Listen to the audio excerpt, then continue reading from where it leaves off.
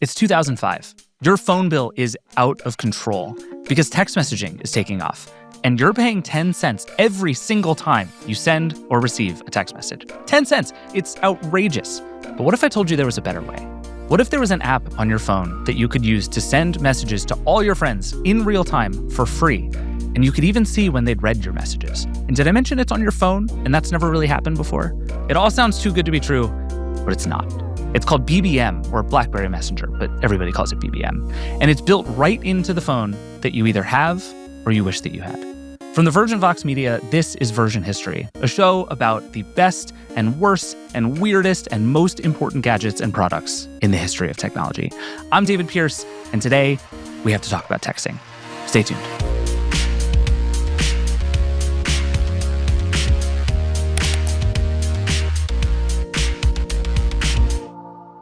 Morning, Zoe. Jeff Bridges, why are you still living above our garage? I want to be in a T-Mobile commercial like you. Teach me, Saldana. I couldn't possibly. At T-Mobile, get the new iPhone 17 Pro. On them, it's designed to be the most powerful iPhone yet and has the ultimate pro camera system. Impressive. Let me try. At T-Mobile, you can save up to 20% versus the other big guys. You heard them. T-Mobile is the best place to get the new iPhone 17 Pro on us with eligible trade-in in any condition. Check the math to see how much you could save versus the other big guys at T-Mobile.com/switch. All right, we're back. It's Version History. It's time to talk BBM. My friends are here. Joanna Stern is here. Hi, Joanna. I'd like you to refer to me by my BlackBerry PIN number. Do you still know it? This is what I was going to ask you. This is my first question. 3509854. The good thing is you could just make that up. I did. Yeah. That's fine. Nilay Patel is also here. Hello. Hi, Nilay. Do you remember your BBM PIN? No, my role on this episode is to be the person who grew up in the Midwest away from these fancy East Coasters and their Verizon network and BlackBerries and provide the view of the common man. So, okay, this is another thing I wondered. Do you guys remember? The story here starts in 2005. Did you have a BlackBerry in 2005? No. I did not. What phone did you have in 2005, do you think? I had almost certainly a Sony Ericsson. Okay. Yeah, I was was a like, Sony Ericsson person. I like that. This was like the end, if memory serves, of like the Razor was still the thing, but not for much longer. The LG Chocolate was huge in 2005, if I'm doing my time correctly here. It's a little bit later. Was it a little later? A little later. Okay. Do you remember what you had? I did. I had an LG flip phone. Nice. Yeah, a Verizon. This was that era when the goal was to make the phones as small as possible. Right. Flip phones, yeah. Yeah, and they were like, that was like the Zoolander phone. And then the other move was the BlackBerry. And everyone I knew on the East Coast had a BlackBerry. And everyone in the Midwest had like an LG Chocolate that was free with the plan. But to your point, I was in college and the fancy kids did have BlackBerries. Yep. I was not fancy. Not yet. Now, soon it was coming. Soon, Joanna Stern would take her full bloom. It was fancy though at that point to have a colored screen, like interesting, like a color LCD either on the outside of the phone or the inside of the phone. Yeah, I was like I had one of the like T9 candy bar phones that again I got for free with my Verizon plan. My family, we all got a family plan together in 2004, and it was like a momentous occasion in my family, and we all got the worst phone they had available because it was free with the plan. Yeah, it's good stuff. You get a lot of analog razors for free right before the networks went digital and got better. But Joanna, you are here because at some point between not having a BlackBerry in 2005 and way after everyone stopped using BBM, you became like the world's foremost BBM user. Is that Yes, fair? And in fact, I know Nilay never had BBM because I could never message him there. I do remember you being like belligerent that everyone should be using BBM. Yes, and when we started The Verge, it was even before then when we were at Engadget, a few people had BBM. I can still remember them. And again, I'm just going to point out the split was fancy East Coasters and everyone else. It was. It really was. It absolutely was. We ran Engadget on AOL Instant Messenger, which is a different episode of the show. Oh, can I be invited back for that? Oh, yeah. That may be the longest Version History episode we ever do. Well, we really ran it on ICQ. Yep. But we must have just texted. Like if I was not at my huge laptop at the time, I must have just texted you. Yeah, that's right. And then when you came into the picture. For 10 cents a message. When you were a little baby. I know, it's and true. You came into the picture. I think I showed up with a Trio 650. Yeah. Which I was very happy about. The closeout Trio 650. Yeah. All right. So let me just tell you the story of BBM as I know it. You both lived it more than I did. You with a clear sense of jealousy and sadness. I was there for the everyman. I was like, I don't understand these phones at all. Like, here we go. So the story here starts in early 2005. And a thing I learned is actually 2005 was the year instant messaging as a whole became like a mainstream thing. There was a study that year that found that instant messaging was as big as email for the first time ever in 2005, which is actually later than I would have guessed. And also, like, all the youngs were IMing. That was like the big takeaway is like all the young people are IMing. And this is not like texting. This is IMing. They were like sitting at the family computer on AOL Instant Messenger, which I did all through high school. Yeah. That was my entire life. I was in college because you were a little baby. Correct. Yeah, you were still drinking a bottle and eating. That's right, yeah. Instant Messenger defined college at that point because we couldn't communicate if we had left our computers. Like, you could do T9 texting on your little crappy phone. Yeah. Eli, the everyman, was even T9 texting in I was so good Minnesota at or T9. wherever you were from. It's so disrespectful. It was Wisconsin. I knew that. And every commercial for texting was Right. like teens, and they would all be sending some variation on the same message, which was "meet me at the spot." And it was just like it was a running joke with my friends that we would only text each other "meet me at the spot," because that was every single commercial was like happy teens in a Jeep Wrangler being like "meet me at the spot." And like, this is all you ever text. I feel like it was usually surfing at the spot, right? They like mostly surfed at wherever the spot but because was. it was too expensive to have a whole conversation On like messaging phones. Right. You just did these like logistical conversations on text. And part of those like ads were a bucket of text messages that your family could get back to your family plan, or you had to kind of pay per text. Right. So that's the two things I feel like are really important to remember about this period is like WeChat didn't exist, WhatsApp didn't exist, Facebook hadn't done anything. Google Talk launched in 2005, which I thought was interesting, but it wasn't built into Gmail yet and nobody was really using it. But it was like all this stuff was like starting to happen. Yeah. But it was still you sent meet me at the spot text messages and you did all of your actual conversation stuff. At the spot. You were like, everything was about when and how are we going to get to the spot. Or you would run back to the spot that was your desktop computer. Yeah, to then once again say, I'm going to the spot. Right. What's really fascinating about this at that time is even back then, everyone knew messaging platforms were so sticky that they could create like powerful locked-in competitors. So during one of Time Warner's many attempts to buy something, they bought AOL, you might recall, a doomed merger that was eventually undone, the Time Warner story. And during that merger, the government said, we're going to let you buy AOL, but AOL Instant Messenger is so powerful and so sticky that a condition of the merger is you have to make it interoperable with other instant messaging platforms. Because even back then, everyone knew this is lock-in. You can't get all your friends to leave one platform and join another. And in fact, I'm remembering some of those messaging phones did at some point, I don't want to say it was 2005, but maybe a little bit later, like 2 years later, had AIM, had Instant Messenger, and maybe Google Talk, but it was the crappiest experience. Yes. Because it was like some, I don't know, what were they, WAP apps? Yeah, they were all really bad. They ran in like fake internet. Right. You had to pay extra for fake internet. And you had gotten an error and be like, you got to pay AT&T $700 to get to this app. And so there was like, again, I just keep highlighting this. There was the laptop computer world of messaging, and there was the mobile world of messaging. Totally. And the thing about the 10 cent thing is it was a absolute like money fountain for carriers. If I remember right, it was like the story is it was basically like a rounding error of bandwidth that they figured out how to put messaging in. That's why it's 160 characters. And they just like 10 cents message. Was it 140? I think so. No, that was Twitter, and they made it 140 so that you could also put in the username and get to a 160 character text message. Come on. Oh. School. I said that as an avatar for the audience, which is also wondering. They were making a ton of money off of this. Let me just play this for you. I hope they say meet me at the spot. Bethan! WU. Your cell phone bill is what's up. All this texting. OMG, INBD. It is a big deal. Who are you texting 50 times a day? IDK, my BFF Jill.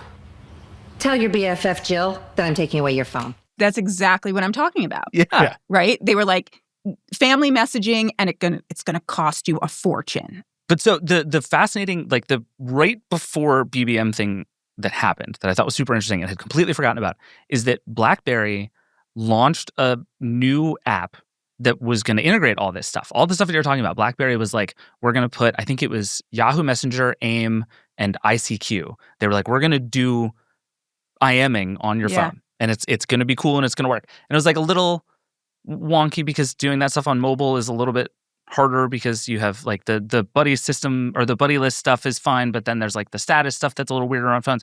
But they were going to do it. Like they understood that internet messaging, to your point, is going to be the thing. I think they also had a sense that people on BlackBerrys were essentially emailing in real time.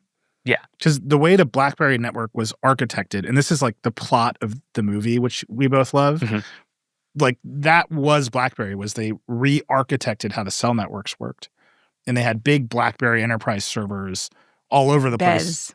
Yeah, that were actually doing the work. Like your iPhone. It was BES, BlackBerry Enterprise Server. And that's like your business would have one. But then BlackBerry ran one for the big networks. Yep. And the actual handsets were doing almost nothing on the network. It was the servers that were handling all of the traffic and all the processing because the phones were bandwidth constrained, battery constrained, all that stuff. And that was as much the thing BlackBerry did, or that was their Research edge. in Motion did then correctly that no one else was doing, was they like made that stuff work. Yeah, they centralized the hard part because the network was crappy. Right. And so they're like, okay, people are emailing in real time. We can just extend that model to AOL Instant Messenger or Yahoo Messenger, and we'll bite off another little bit of the internet and make that on the phone. Yeah. And that was a very linear progression from what they were doing with email. Obviously, this was not the right idea, but it was, you can see how they got to it very quickly. Yeah. Well, and so it did sort of happen that quickly, as it seems. There wasn't some like grand proclamation about like, we need to embrace internet messaging. It was just like somebody just like made the thing send text messages. And I have a whole story about this, but there's also a clip from the BlackBerry movie that you're talking about that literally just explains the whole thing. This is, if I remember correctly, it's like halfway into the movie, and Jim Balsillie, who's played by Glenn Howerton, my boy Dennis Reynolds from It's Always Sunny in Philadelphia, shows up and his team pitches him on a messaging app they've just created. Let's just play the clip. Do you know how much it costs to send a text message? Yeah, 10 cents, and the network gets every penny. We're never going to see that money. Right, but these texts are sent via data. So, behind the network's back. Which means? Unlimited free texting. Only on BlackBerry. Fuck yes. Yeah, that's exactly how it happened. Yeah, it went down like that. That's basically right. From Dennis what I Reynolds understand it, yeah. From Always Sunny was there. And it was great. But like I think you're right that it essentially was that simple. They were like, oh, well, we can do this thing with email. We can just do it with text messaging. Yeah. And I, to be honest, don't really like remember the moment it came out. But from what I've read, it was like like the idea of you can send text messages to people and not pay 10 cents per text message was like immediately a big deal. Do you guys remember this moment at all? I was a little late to it. Okay. But I do remember that being one of the reasons I wanted a BlackBerry. Because your friends were on it. And because my friends were on it and I knew I could BBM with them. Yeah. And I had friends that had it and had talked about BBM to me. So it was, as he said, this was the selling point. Yeah, it took off. So the app itself was created by a bunch of people, but particularly this guy named Gary Klassen. Shout out to Gary. He works at Google now, which feels appropriate. Yep. The app I learned very recently was originally called Quick Messenger. It was like this close to being called Quick Messenger, all one word.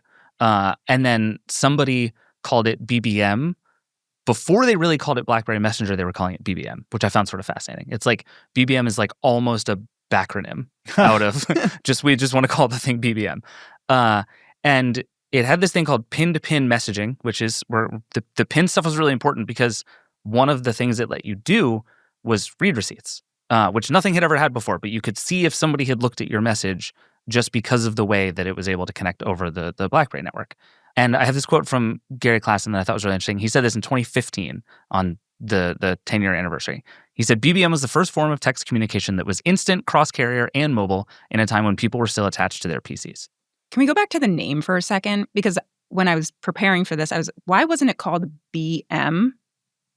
For obvious reasons, I was going to say, they didn't call it that. You got there very quickly, right? Yeah, I got there very quickly. But like, I'm not sure, and I wonder about listeners who are listening to this in this day and age, if they even know that this related to BlackBerry. Like BBM became this like thing that you needed to have a BlackBerry for, but the name wasn't in it. Like BlackBerry Messenger was not what people ended up saying. So it ended up not being. It was part of the platform. It's like MTV or the SATs. It's like it ultimately doesn't stand for anything anymore. It's and it just didn't the name. mean anything. Yeah, like the branding wasn't there for them. Right. Yeah, because even we're going to get to this, but like many years later, BBM showed up on lots of other stuff, and nobody ever called it. It wasn't like BlackBerry Messenger for iPhone. It was just BBM. Right. I was like, what does BBM stand for? Like, I don't know. Like, what does ESPN stand for? Like, They should have called knows. it BM, and it would have gone down better. They would have at least gotten more coverage. Just BM me later. Yeah. That's fine. I think that's I'm gonna get Back to your HR calls by that conversation. So anyway, so the app ends up launching August 1st, 2005. This all happens very fast. Was what I learned. They basically decided to do this thing and shipped it in just a few months.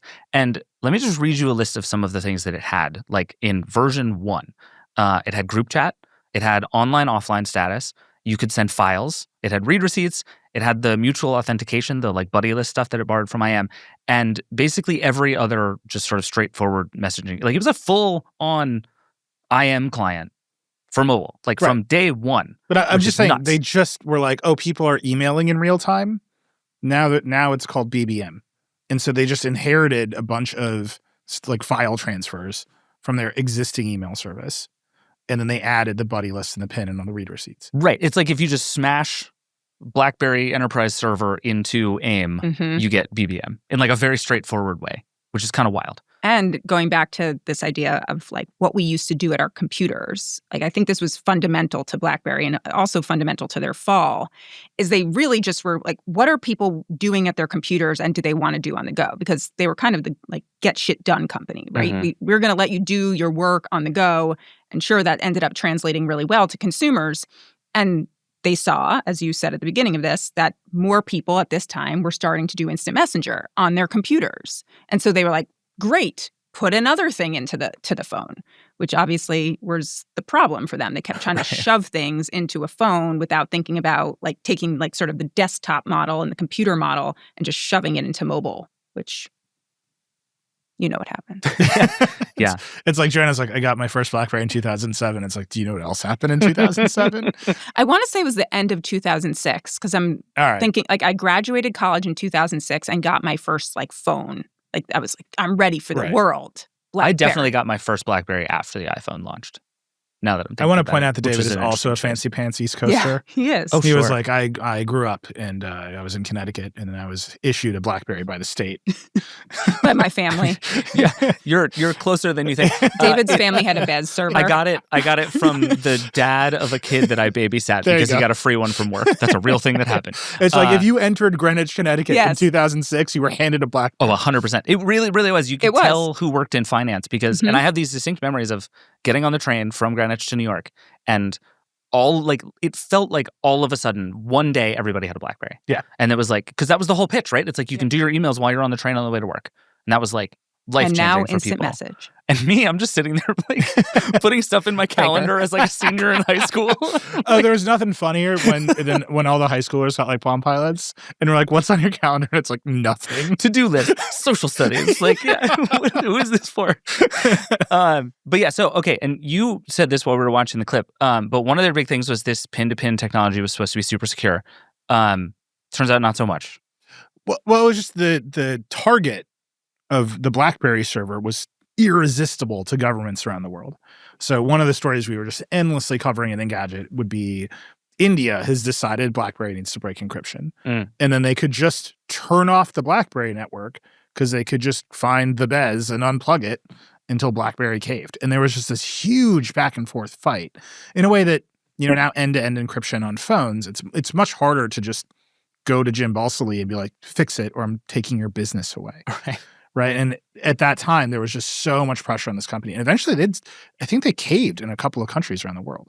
And that I think really, that's when you knew they no longer had the power they once had. Right. When the pressure on them was so great and they couldn't just resist it because they were BlackBerry in the way that, for example, Apple and Google can just resist it because they are Apple and Google. But yeah, eventually some of this stuff started breaking down. I also feel like it's just a thing you can unplug.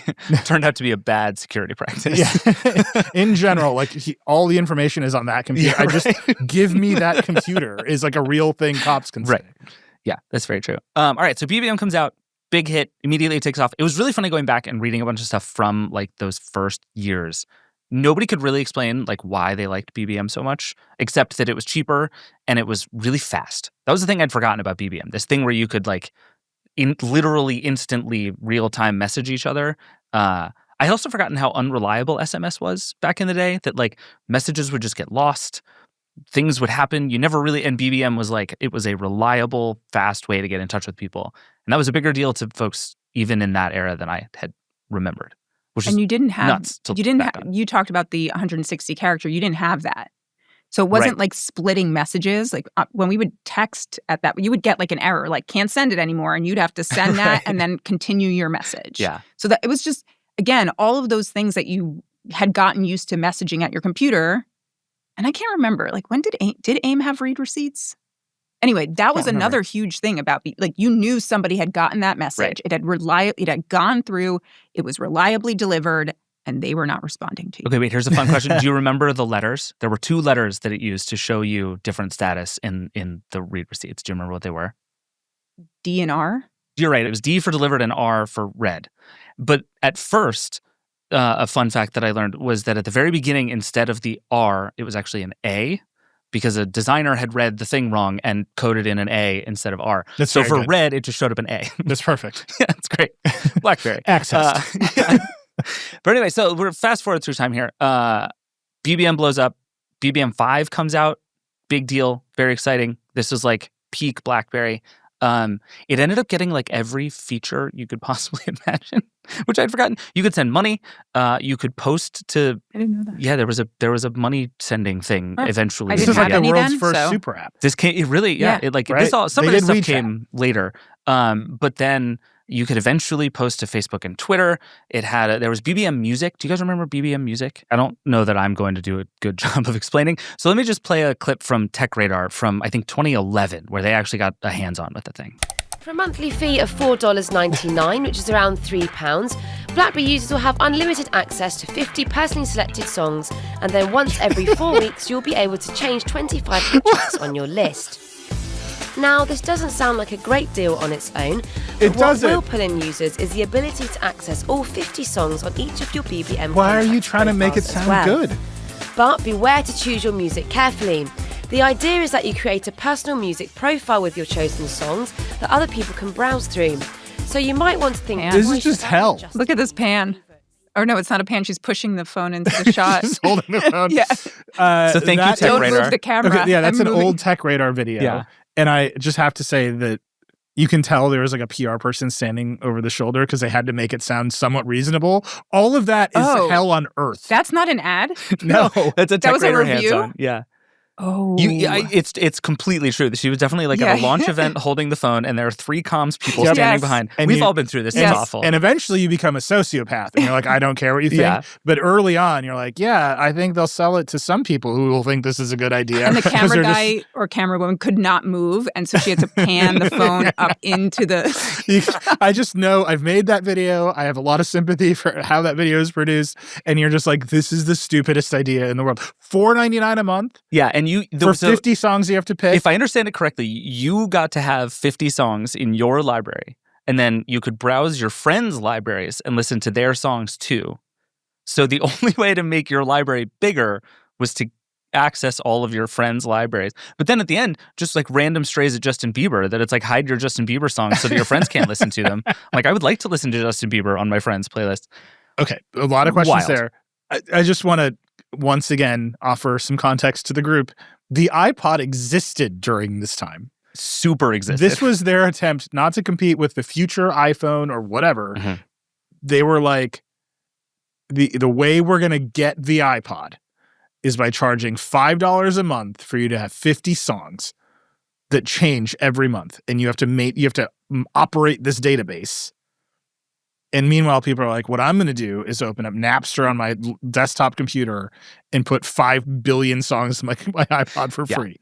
I remember trying to make my BlackBerry like an iPhone, and I would sideload music onto my BlackBerry.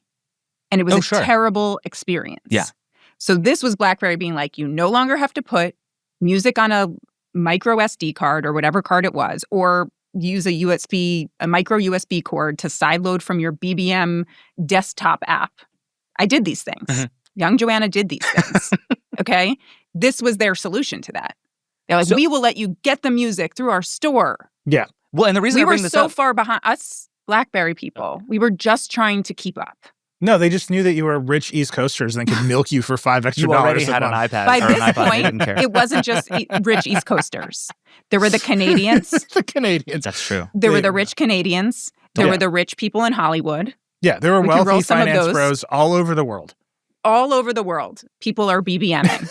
And they don't want to go to the iPhone yet because it's not on Verizon. It's on and or any other carrier, really. I mean, they started launching internationally when? Right at the beginning. So, yeah. It was first on AT&T, and then they started adding markets. Yeah. So we are stuck. We are stuck with BlackBerry. And so here comes BBM Music, $4.99 a month. And by the way, it's a BBM thing, which I think is really interesting. And so this is they the knew thing. They couldn't do anything. They had to put it into BBM. Right. BBM was BlackBerry's last move, which I thought was so interesting. It's like because at this point you're right. Like it was the stickiness. Exactly right about. You know what else would have been sticky? Taping an iPod Nano to the back of your BlackBerry.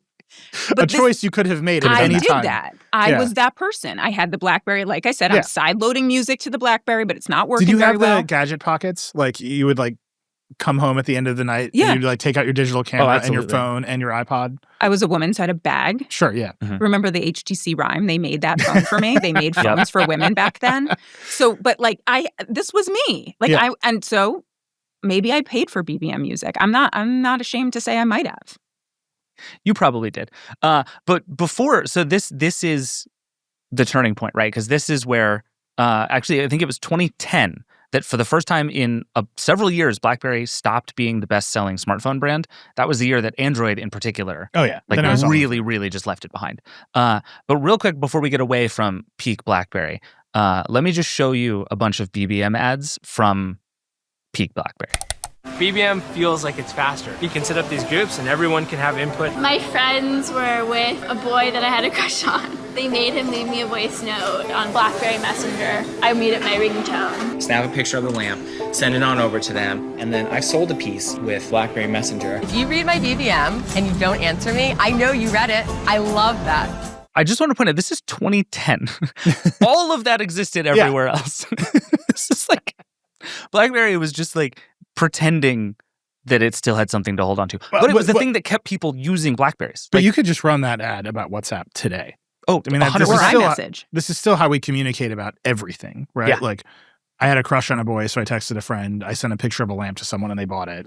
Yeah. What are we doing? It's all the same. The playbook. It is wild how much of this BBM. And then right at the end, you get the dark-haired girl with the big sunglasses being like, "I'm from New York." Can I read BlackBerry. something? Please. I want to set first. By the way, of all, I've lived in New York for 15 years. I it's fine. Well, it's true. I want to read this. This is an editorial I wrote for Engadget at the end of 2010. Okay. When I was getting ready to get rid of my BlackBerry. And I wrote, I'm more than aware that many don't understand the appeal of BBM, notably nearly all my fellow Engadget editors. So you got bullied out of using BlackBerry. Roasted on my own Most of pages. my closest friends and family have BlackBerries, and the native messaging client absolutely destroys text messaging in terms of speed and capabilities. Yeah, it was. It was still true in 2010. 2 weeks later, I got an Android phone. Yeah. Right, because the reason that none of your fellow Engadget editors would use a BlackBerry and use BBM with you is because we all had proper smartphones. You edited this. Almost certainly. Yes. Because I had an iPhone, and I was like, Joanna needs to mourn before she joins the rest of us in the future. Well, but by that point, the only reason people stuck around was because there were the people who were like, no, I need the keyboard. That was me. That was still the time BBM when and keyboard. People were absolutely convinced that the keyboard was better. And even if you sort of understood the point of a touchscreen, you're like, no, I type a lot. I need the keyboard. And we had not broken that by this period. Yeah. And in fact, the reason I got the Droid 2 was because it had a slide-out keyboard. There you go. Yeah. So the infamous slide-out keyboard that super lasted a long time, and all phones have them now, right? I was very good typer on there. The thing that Mike Lazaridis would not have said at the time, but believed at the time, and is true, was that BBM was the only thing that still mattered at BlackBerry. And they knew it. This is the thing. Even going back. Right, because it was sticky. RIM knew it. And we need to take a break. But then we're going to come back, and I'm going to tell you how BlackBerry tried to get BBM to save the company. We'll be right back. Morning, Zoe. Jeff Bridges, why are you still living above our garage? I want to be in a T-Mobile commercial like you. Teach me, Saldana. I couldn't possibly. At T-Mobile, get the new iPhone 17 Pro. On them, it's designed to be the most powerful iPhone yet and has the ultimate pro camera system. Impressive. Let me try. At T-Mobile, you can save up to 20% versus the other big guys. You heard them. T-Mobile is the best place to get the new iPhone 17 Pro on us with eligible trade-in in any condition. Check the math to see how much you could save versus the other big guys at T-Mobile.com/switch. All right, we're back. So now let's go to like 2013. So there's actually some reporting years ago that BBM had a working cross-platform and desktop version that would have worked everywhere as early as 2010. But the executives chose not to release it based on it's the same theory as iMessage, right? It's like if we make it easy to use the best thing about our platform on someone else's platform, people will leave our platform, right? And this is happening in 2010. And there's like one idea says BBM is our best asset. We need to put it everywhere and get everybody using it. And it becomes our thing. There's another that is like, no, we have to sell BlackBerries. And the only way we'll sell BlackBerries is if people keep using BBM. So these two sides keep fighting. This is like the oldest tech story ever. Yeah. Like every company does this at some point. And the executives end up choosing to keep it all bundled together, which I think you could argue is ultimately what killed the whole thing. But a thing that I learned is that Jim Balsillie, played by our boy Glenn Howerton in the BlackBerry movie, his big idea for BBM at the time was to essentially turn it into AOL, right? Like BBM Music is actually a sort of a nod at that idea, but it's like, what if we made this into a walled garden that was like the whole internet, like truly embrace the super app idea? It's like, we're going to go all in. It's going to be amazing. People are going to pay money. It's going to be the thing that keeps you on BlackBerries. They'll buy the devices just to use this thing. It's like, we're going to make it Facebook, essentially. And the goal was to like get past carriers, eat competition, like really sort of build everything into BBM and charge money for people to use BBM. But at this point, Jim Balsillie is not the CEO of BlackBerry anymore. Torsten Heinz is the CEO of BlackBerry. He killed the whole thing because part of Jim's plan was to make this platform more important than devices, which would have ultimately like made them go cross-platform. So they get rid of that. Jim quits. And then it all just continues to fall apart. So there's this idea, right, that like, okay, we can put these two things together and there are lots of people who want it and it'll stay sticky. And even if we don't keep growing and the market keeps growing, it'll still work. Right. And I just want to come back to everyone knew from the very beginning that messaging apps were sticky. Yeah. Right. All the way at the beginning. Like the government, just rewind your brain to be like the Federal Trade Commission and the FCC understand that AOL Instant Messenger is so sticky that if you let Time Warner buy it, there'll be an unstoppable behemoth. Again, this turned out not to be true. But I think what people also didn't really understand is when that stickiness goes, it goes all at once. Right. Right? And when people leave a messaging platform, they're all gone immediately. Right. There's and no the way that it holding on to happens is when there is some sort of inflection point event. Yeah. And that thing was the iPhone. And it was some combination of the iPhone and Android, which essentially happened at the same time, was like, it unstuck the whole thing. Yep. And then in particular, 2011, iMessage is introduced. Yeah. Right. So then this all goes to hell. But I think it's so interesting that people knew how sticky and powerful a messaging platform was so early. Like so early, everybody knew. And BlackBerry was like, well, we have this thing. We can just bet on this thing to keep selling the phones. And what no one had quite figured out is when they go, they just go. Right? There's no fading monopoly. It's just tomorrow it's gone. I mean, this is kind of the thing I was wondering, right? Is like the other thing that happens right around now is WhatsApp becomes a thing and just immediately takes over the world. And like it did the cross-platform thing that like people inside of Research in Motion have been trying to do for years. And part of me wonders, like, is there a world in which BBM got this right? But then, to your point, there's all this other stuff happening simultaneously that it's like maybe even if they had played all of their cards correctly, short of building better phones, like if they had done all the software things right, which is not nothing, right? Like if they had made every good BBM decision, which they didn't, but if they had, could it have worked? I think there's a strong chance the answer is just no, because there were too many other things. Well, think about coming how all much revenue they would have had to have given up. That's right. I mean, just like straightforwardly, they make money selling BlackBerries, the hardware, the service to the carrier, And then BBM is just like riding along on top of it. And then maybe you're buying $5 a month for BBM music. Whatever nonsense you're doing. Jim Balsley's plan was that you'd pay for it, like AOL, which right. So worked pretty well for a pretty long time. We're going to take one part of our whole business and we're going to put it on Apple's platform, which wants to kill us. Right. And we're going to say somehow this costs money. And there's no in-app purchasing back. Like none of this stuff exists yet. Right. And we're just going to give away free texting. And Apple's going to take a 30% cut. Well, none of that exists yet either, right? Like, I mean, these like titanic fights don't exist. Yeah. And then even now you get to, I don't know, WhatsApp. And it's not like WhatsApp makes a bunch of money for Meta. Like it's an advertising service. They charge businesses to text people. It's big around the world. But they had to invent all of this new business model. BlackBerry could not be like, what we're going to do is we're going to destroy our big rich business and then spend 20 years figuring out how to make BBM a business on Apple's platform. Like, I don't think that would have been a rational decision ever. No, and what you saw happen was others just followed this playbook. Pun intended. Which is Apple. They didn't follow the playbook, but they followed a playbook. Yeah. Well, no, a lot of people made shitty 7-inch tablets. Like that playbook was deeply followed. That's true. That's fair. But Apple tries to do it with iMessage. Google does it in a more open way and makes 7,000 different messaging platforms over the next 7 years, 10 years. Google's like, what if we don't run this company? And that's what hardware manufacturers started to try to do. Yeah. Yeah. All right. So we're near the end of the BBM story, but I have two more moments I want to tell you guys about. One, do you remember in 2011 when the BBM network went down? I do. Of course you do. I covered it. Yeah. But I didn't have a BlackBerry then. Yeah. This was like breaking news. This was a big news. I remember covering it. Let me just play you some of the news coverage from this outage. BlackBerry users are losing access to email, text messaging, and web browsing. Everything you would own a BlackBerry for. Exasperated BlackBerry users gave vent to their frustration with the slowed down services over the last 36 hours. I'm feeling quite depressed and lonely because no one's getting back to me. My phone's not popping off like it used to pop off.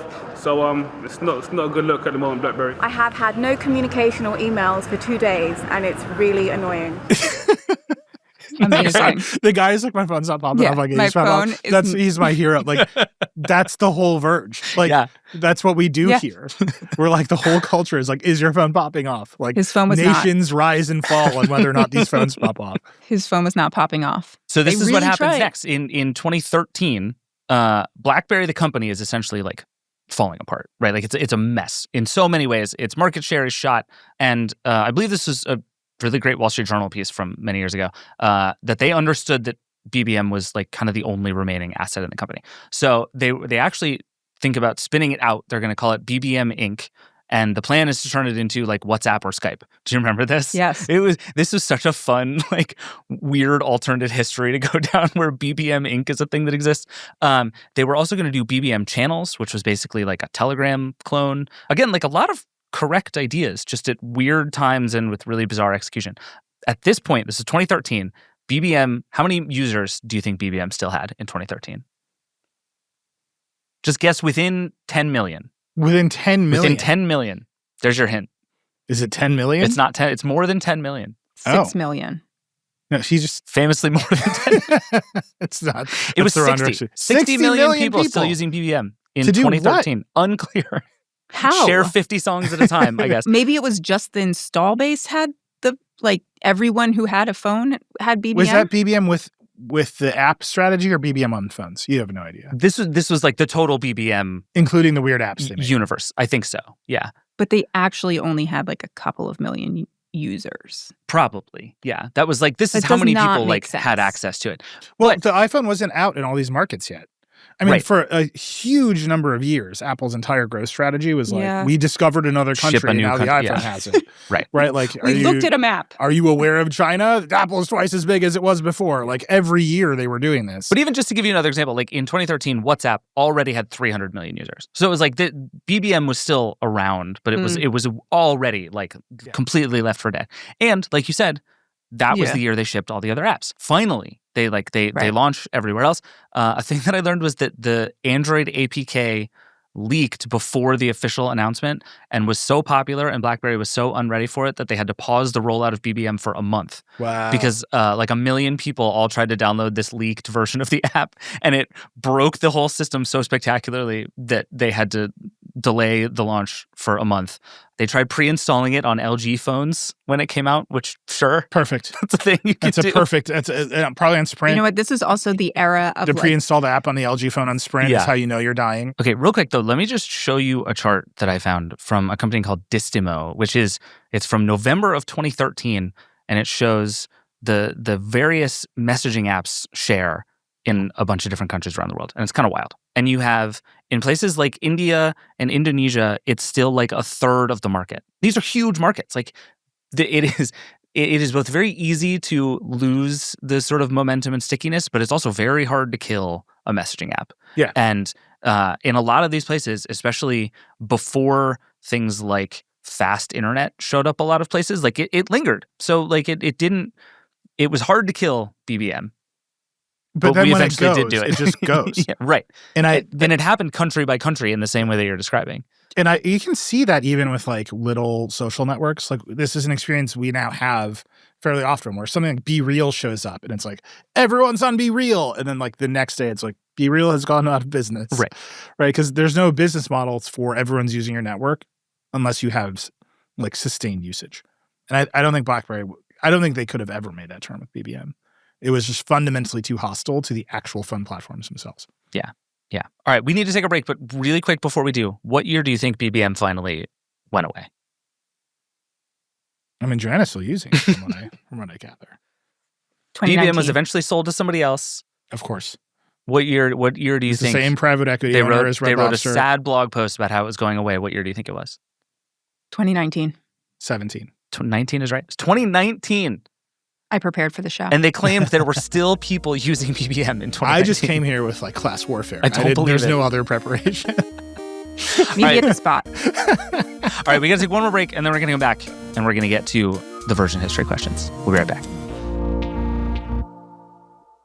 Morning, Zoe. Jeff Bridges, why are you still living above our garage? I want to be in a T-Mobile commercial like you. Teach me, Saldana. I couldn't possibly. At T-Mobile, get the new iPhone 17 Pro. On them, it's designed to be the most powerful iPhone yet and has the ultimate pro camera system. Impressive. Let me try. At T-Mobile, you can save up to 20% versus the other big guys. You heard them. T-Mobile is the best place to get the new iPhone 17 Pro on us with eligible trade-in in any condition. Check the math to see how much you could save versus the other big guys at T-Mobile.com/switch. All right, we're back. We have 8 questions that we ask about every single thing we do on version history. Question number 1, what was the best thing about BBM? Oh, the absolute best thing about BBM is somebody who didn't use it and only made fun of my elite East Coast friends was the number of celebrities who were addicted to their remember, we called them crackberries.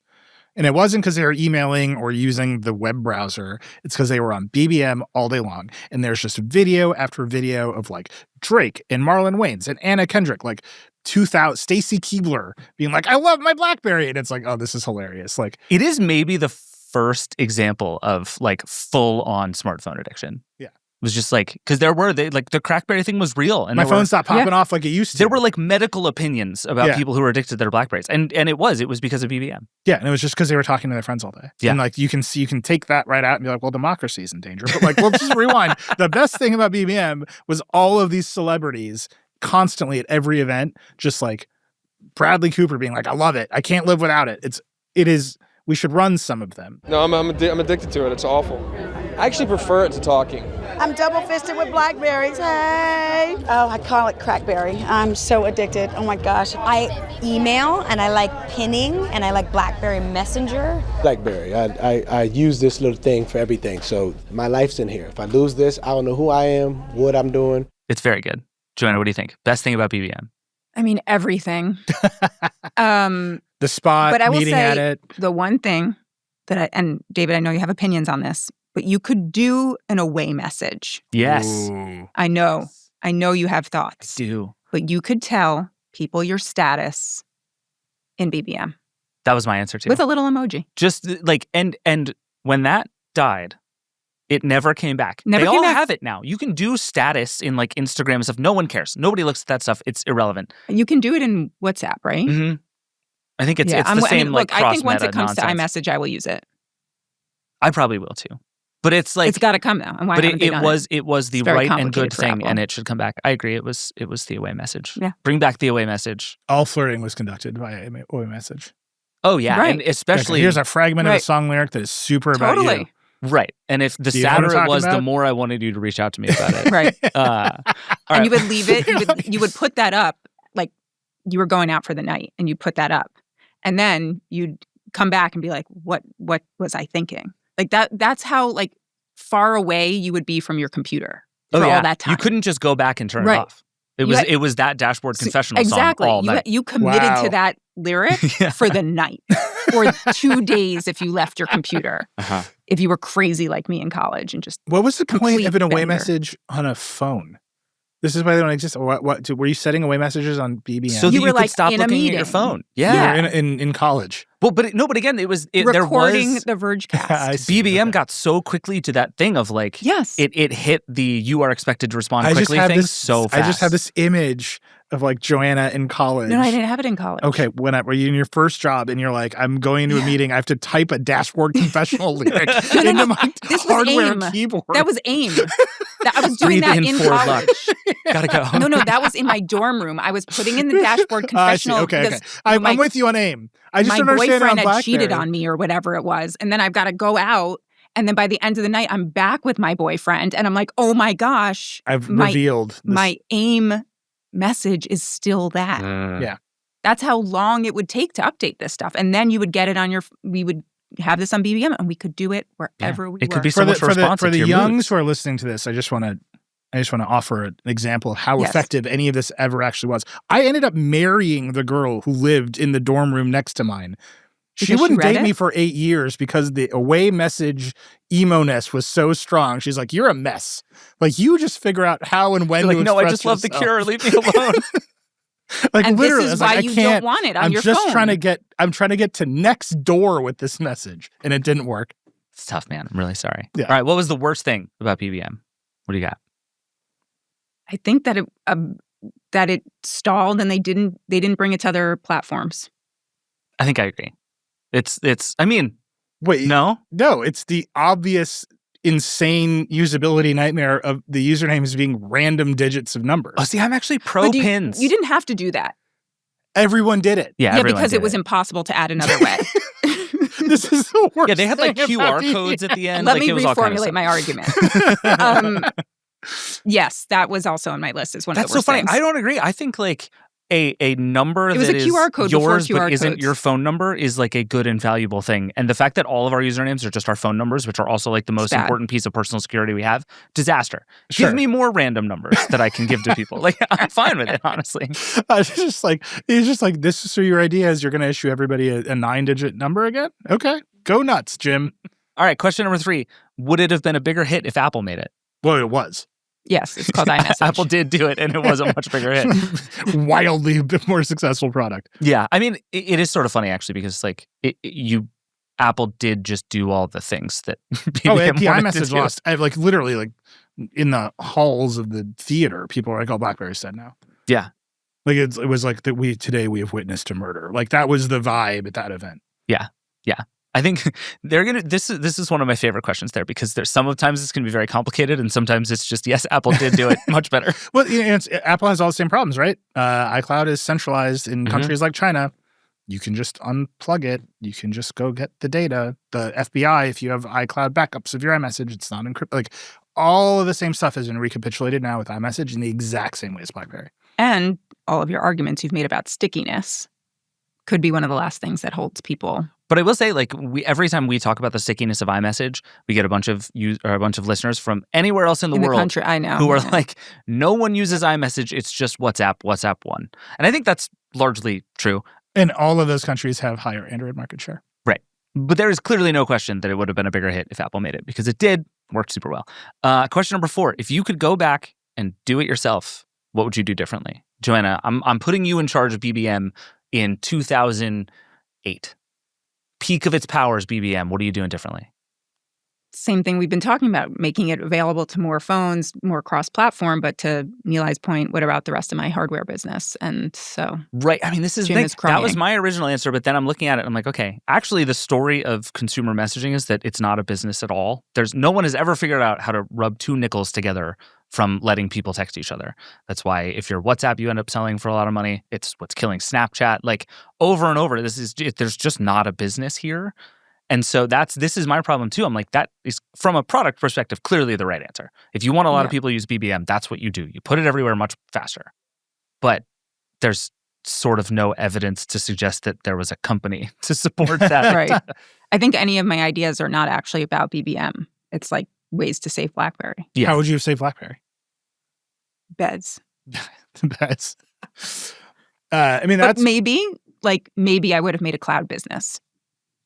You can't just say that. No one. What is the cloud? Well, this is before the cloud. Like, you mean you would have done like a desktop messaging in the cloud, or situation. Maybe I don't know. Maybe it's better email, or like the company was an email company, and like this is around the time Gmail blows up. I mean, there's a lot of cloud infrastructure that the company had ideas about and they could have made. I don't know. You just said my answer, which is I would have tried to do Gmail. Like actually shove Make the two things email together. Company. But like part of the thing that Gmail did so successfully was they put GChat into Gmail, and that connection became really, really, really powerful. And if BlackBerry had built those two things together and then put it everywhere, then it's a thing you can charge people money to use for work. It becomes like you put email back into it, and there starts to be more of a business case there that I would have been very into. You love emails. You have a T-shirt that says emails. They're again, nations rise and fall.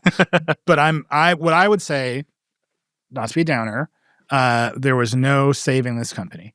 At its DNA level, this is a company that is built around constraints. Slow processors, weak batteries, slow networks, constrained storage for email. And the reason Gmail existed, where they're like, well, storage is free. Here's unlimited storage, right? Like, here's a gigabyte of email storage. And everyone thought that was fake. Apple is like, it's a huge touchscreen that can run apps in full color. And everyone was like, that battery will never last. And BlackBerry, at its core, was optimized around limits and scarcity of like literally the resources, network, bandwidth, memory, whatever it is. And I don't think they could have fixed it, because they needed to embrace the new era, which was about, everything has gotten much faster and more powerful. Even like the first iPhone was not built for the network it was on. Remember, it was a 2G phone. They didn't have 3G for another year, and they were still like, screw it, web pages. And like they were betting on a curve that BlackBerry was betting against. And I don't know that they could have flipped it. Like, the thing I'm saying is, like, I would have fixed it by making it a totally different company with a different attitude. And I don't know I think that sometimes companies just miss the moment. And like BlackBerry is like the story of that, really. So you would have sold. I would have gone to Apple and been like, your future is the Fortune 500. It very clearly was. These BYOD policies, bring your own device policies, are the future. Like, here's our infrastructure. Yeah, we've built a bunch of really interesting technology. You can have it. I'm going to go buy a boat. Yeah, you're about to be in a dogfight with Microsoft, which they were to a huge extent. Like, here, just take that. All right. They would. By the way, BlackBerry would have never done this. No, gosh. No. But maybe they should have, and then they could have. And talk about the constraints. Like, that's what they ended up like. The last 5 years is them being in developing countries and developing worlds because they didn't have the network. That's where like QNX is in every car? Right. It's because every car maker underspecs the processor and the memory and the compute of the car, and they don't want to pay for a lot of data. So they're like, what's the operating system we can run that's like for shitty phones? Because basically there's a shitty phone behind the screen of your car. Right. Yeah, and if you put yourself in a position of always chasing the worst chip, that gets pretty ugly for you pretty fast. Yeah. All right, next question. What feature of BBM should every current messaging app have? If you could just lift one and put it in, what would it be? 50 songs for $5 a month. It's obviously away messages. I think that's right. There is like a version of the like music sharing thing that I can like almost see that would work, but you'd have to change it completely. I think we're all in agreement. The answer is away messages. I think Apple does it. Is it SharePlay basically that? You don't pay for it? Yeah, but No, have you Apple used tried to do it with SharePlay? Ping, and it, Oh, yeah, Ping. it was a huge failure. That's right. Yeah. No, I don't use the social Yeah, no, Apple it's a Music nightmare. stuff. I learned a while ago that you can use SharePlay to have the same music Yeah. on 2 headphones. It's a disaster. No one should try it. Question number 6. Is there an alternate timeline in which this thing was more or even more successful? And I think in this case, it's what if the iPhone doesn't exist? If the iPhone ships in 2012 and not 2007, is the story of BBM completely different? There's an alternate world in which BBM is more successful if they didn't fumble the bag and they just put it on smartphones, like proper smartphones, right? And then BBM becomes this like messaging layer. But everyone else made the same mistake. Like AOL Instant Messenger did not have a proper app on these phones. Google was like, man, everyone loves GChat. It's not even called GChat. Like it's called Google Talk. What? At some point, it was called GChat? No, never was. Never? GChat is like full on. We made it. Yeah. Okay. Yeah. That has been It's the retconned into Berenstein Bears existence. of messaging exactly. clients. And they just never put the proper app on a phone. Like everyone looked at these phones and thought, well, we just won't put an app there. Until some people were like, we are billionaires because we put an app there. Yeah. WhatsApp. Yeah. All right. Question number 7. Could you reboot it now? And I think the simple messaging app question, the answer is no, right? Like, are we all in basic agreement on that? Yeah, I think that's pretty mean- tough now. I mean, maybe for like me. Just do it. Just give Joanna her pin back and it'll be okay. I did have a t-shirt and I tried to find it for this taping, but it said BBM me. And this was like a t-shirt they like were giving out at when those phones launched because they were still trying. Yeah. BBM and then E at the end. I love it. What about the like biggest, most ambitious, like super appy version of the thing? No one has yet built that thing. Because Apple won't let you in this country. True. Like just straightforwardly, you're fighting against a set of platform policies that prevent the thing from existing. Yeah. And that's true everywhere at this point. You just can't win that game. Yeah, you're not going to roll into China and be like, WeChat now. Yeah. Try this. Have you heard of WeChat? Have you tried this one? Do you disagree? Could you reboot it now? I mean, I think the everything app idea is harder in the US because of the stickiness of all these other services that we're kind of used to using. So maybe there's a way where they like plug it. No, it's just like too complicated. Why would we all go? The only case on I've been something able to else? make for it is maybe the meta-ness of WhatsApp is becoming a problem for enough people that they would jump to something else. But I don't know. There's too many options right now. It just feels like a losing battle to try to start a messaging app from nothing. I do Even think if I we've do come- think people have a lot of nostalgia for BBM. And I do think we've come a lot farther in our acceptance of using multiple messaging apps, right? Like we'll use Signal, we'll use WhatsApp, we'll use iMessage, True. we'll use GChat, whatever it's called these days. But I feel like this idea of, at least in the US, it's always been very hard for people to grasp, I'm going to need to do all these things in this app because I like Venmo or I like the Cash app or I like this music app or Yeah. I don't know. I mean, the argument against interoperability for all those apps, take it for what it's worth, is like, well, they're all on your phone. Right. You just close one and open the other. Like, there they are. You don't have to worry about it. I think there's some downsides to that. Like, I don't think wanting one feature should make you leave the entire platform and your whole network of friends. Like, that's basically how they compete now. But I would say instead of trying to make it bigger, you want to make it smaller.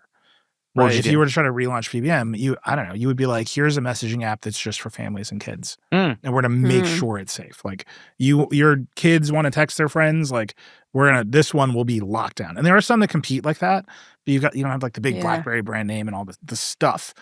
And like I think this solution here is smaller, not bigger. All right. I like it. All right. And then last question.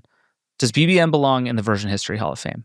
I will not be telling you the rules or qualifications because there are none so far. I left that blank because what is... No. The answer is no. Does it belong? How many slots are there? Only so many people get in like the NFL Hall of Fame every year. I don't think there are like... And there's like a voting process. There and is a some voting people don't make it process. every year Right. after year. That's where the tension comes from. The Rock and Roll Hall of Fame. Do you have a silent the same judging process? Do we know I'm who's just on saying- It's just that? vibes. All Hall of Fames are just vibes. Okay. So that's what we're doing here. Well, I you think can't- something BlackBerry belongs in Yeah, there. I we'll don't get know there. if... And that is the argument you make for like not including like a sports player. Right. You're like a pitcher. someone We should from get that a pitcher His in here, but teammates not were too this one. strong. Right. Yeah, right. Yeah, understood. So I'm saying, not knowing any of the qualifications, except the one thing I know of Hall of Fames is only it can't be every episode is yes. Right? Agreed. We can't decide this. The answer is a hard no. Listen, you have to vote on its merits. And I think on its merits, it does make it in. I agree. All right, that is it.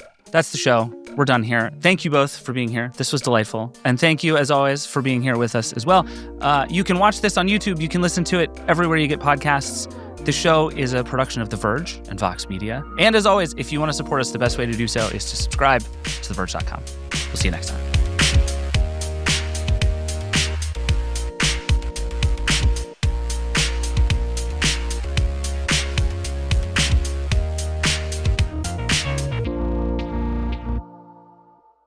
Morning, Zoe. Jeff Bridges, why are you still living above our garage? I want to be in a T-Mobile commercial like you. Teach me, Saldana. I couldn't possibly. At T-Mobile, get the new iPhone 17 Pro. On them, it's designed to be the most powerful iPhone yet and has the ultimate pro camera system.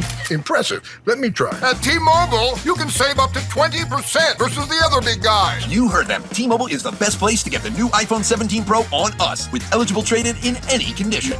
Check the math to see how much you could save versus the other big guys at T-Mobile.com/switch.